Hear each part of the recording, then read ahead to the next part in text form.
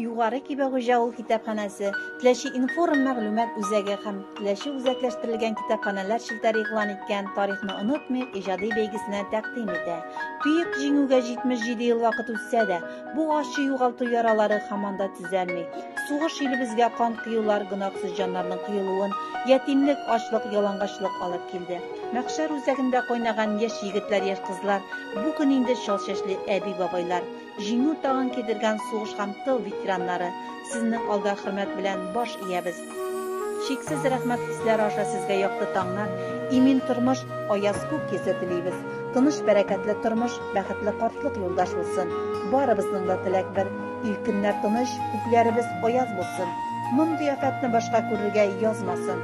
Бөек ватан сугышы, бөек җиңү. Бу вакыйгалар, андагы батырлыклар күп еллык тарих катламасында калды. Ләкин әнә шул катламнар астында әле ул, әлегә исән, ләкин сафлары елдан-ел сирәгәя баручы сугыш чоры балалар аша безгә аваз сала, безгә аң булырга куша. Тылдагы шинельсез солдатлар үз-үзләрен аямый, көнне төнгә ялгап эшләде. Ачлы-туклы килеш, әле ныгып та өлгермәгән иннәрендә сугыш чорының бөтен ачысын, кайгы-хәсрәтен, авырлыгын күтәрде бит алар. Бөек җиңүне якынайту хакына бүгенге сугыш чоры балалары куйган хезмәтне ничек инде батырлык димисең? Алар ачлыктан, суыктан интекте, сыер үгез җигеп җир сөрде, хәлсезләнгән куллар көч хәл белән җир куенына бертеп салды. Шулай да алар җиңү хакына барысына да түзде.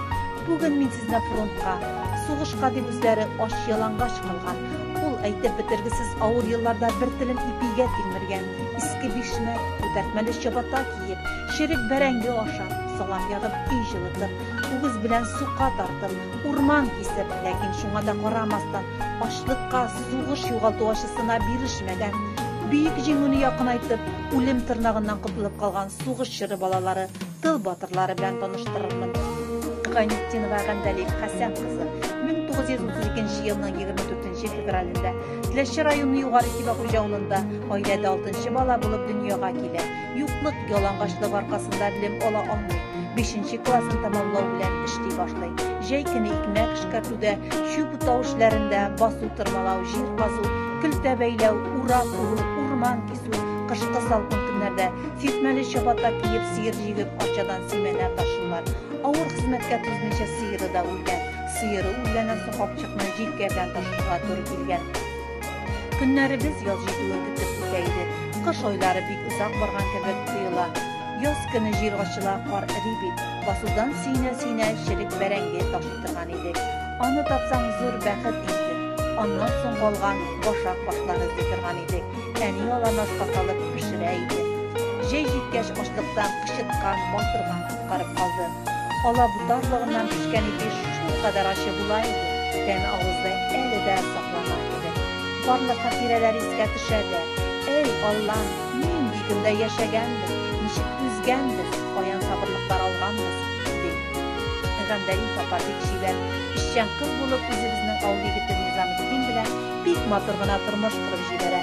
Бер атлы берсеннән-берсе матур эш бала тауып үстерәләр. Үзе көнне көнгә ялгап колхозда хезмәт куя. Ләкин бу бәхетле матур көннәрдә озакка бармый. Гандалиев апаны тормыш иптәше гомерлеккә тол калдырып, якты дөньядан китеп бара.